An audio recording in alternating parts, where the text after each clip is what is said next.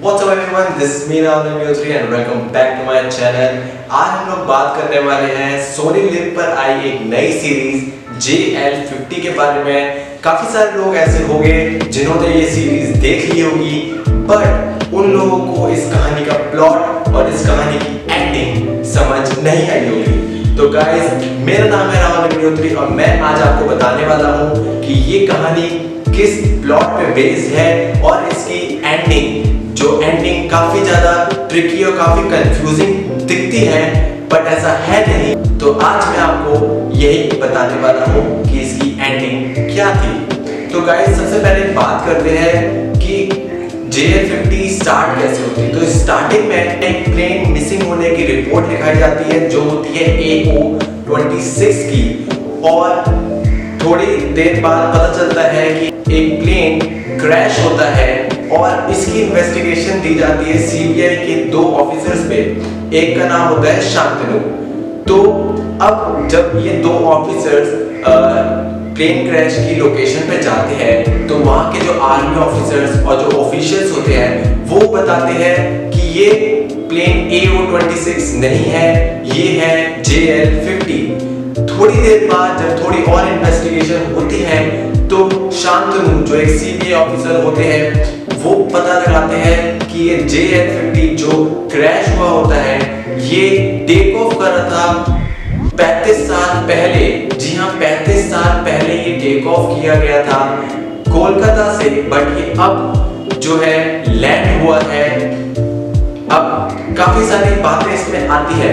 तो प्लेन में सारे के सारे लोग जितने भी होते हैं वो मर जाते हैं, बट उनमें से सिर्फ दो लोग बचते हैं। एक प्लेन के जो पायलट होती है जिनका नाम बीहू होता है, और दूसरे जो होते हैं जिन्होंने टाइम ट्रेवल का एक फॉर्मूला बना लिया होता है, उनका नाम होता है प्रोफेसर मित्रा। थोड़ा टाइम इन्वेस्टिगेशन करने के बाद शांतनु जो एक CBI ऑफिसर होते हैं वो एक प्रोफेसर के पास पहुंचते हैं जो क्वांटम फिजिक्स पढ़ाते हैं, जिनका नाम है प्रोफेसर दास। उन्होंने पूरी की पूरी स्टोरी शांतनु को बताई कि कैसे प्रोफेसर मित्रा ने टाइम ट्रेवलिंग की जो पूरी फॉर्मूला था वो बनाया। पूरी स्टोरी आपको दिखाई जाएगी पूरी सीरीज में, और फिर पता चलता है। और फिर जो प्रोफेसर दास होते हैं वो बताते हैं कि कैसे हम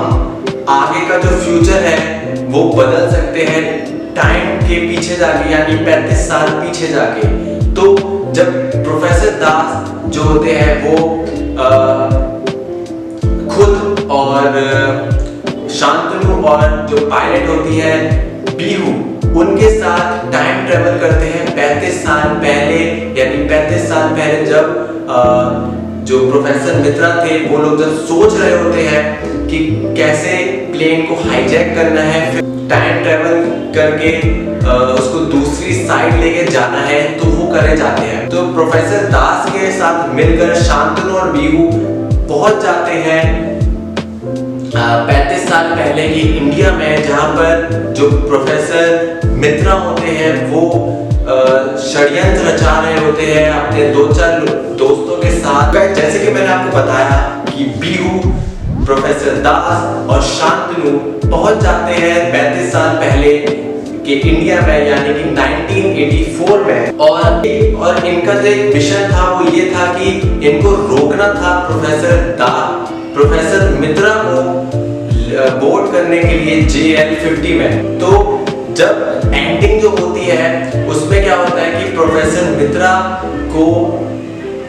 मित्रा के साथ साथ जितने भी जो लोग थे जो हाईजैक करना चाहते थे प्लेन को, उनको शांतनु जो है वो मार देता है, और जो प्रोफेसर दास होते हैं उनको भी एंड में मार देता है। तो अब लास्ट में 1984 में, यानी 35 साल पहले, सिर्फ और सिर्फ दो लोग बचते हैं, यानी कि शांतनु और बीहू। अब इसमें एक और चीज आती है कि शांतनु और बीहू का रिलेशन क्या था।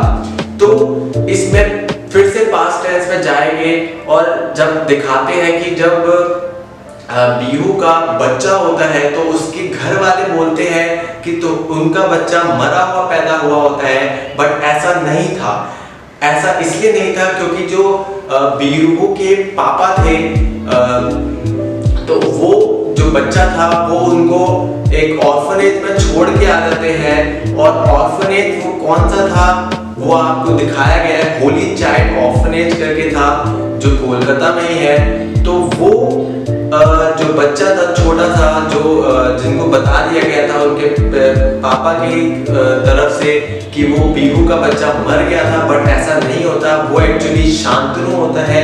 और उसमें कैसे पता चलेगा कि वो शांतनु होता है, तो वो एक लॉकेट सा उनके पास था, तो वही लॉकेट उस छोटे बच्चे को भी गले में दिखाया गया है और शांतनु के हाथों में भी दिखाया गया है। तो जब शांतनु बीहू से पूछते हैं जब वो गाड़ी में निकल रहे होते हैं कि तुमने कभी पूछा नहीं, कि तुमने कभी जानने की कोशिश नहीं करी कि तुम्हारा बच्चा सच्ची में मर गया था या फिर किसी ने ऐसे ही बोला था, तो वो सोच के बीहू थोड़ा सा उस टाइम पे शॉक हुई थी। अब लास्ट करते हैं, तो लास्ट पार्ट में इसका मतलब क्या हुआ कि जो JL50 था वो कभी हाईजैक हुआ ही नहीं। और एंड के जो एपिसोड में दिखाया गया है कि शांतनु AO26 में बैठे होते हैं और वो भी हाईजैक नहीं हुआ, क्योंकि पास्ट में शांतनु ने इन सब लोगों को जो हाईजैक करने की सोच रहे थे उनको मार दिया होता है। सिर्फ और सिर्फ बीहू बचती है और कुछ हुआ ही नहीं। और जब लास्ट में जो शांतनु के साथ एक आदमी दिखाया गया है, वो जब प्लेन में टकराता है, इसका मतलब जहाँ तक मुझे लगता है कि शांतनु एक्चुअल में CBI के ऑफिसर थे भी नहीं। तो अगर आपको ये वीडियो पसंद आती है तो प्लीज लाइक और शेयर कर देना। मिलते हैं अगली किसी वीडियो में, तब तक के लिए बाय।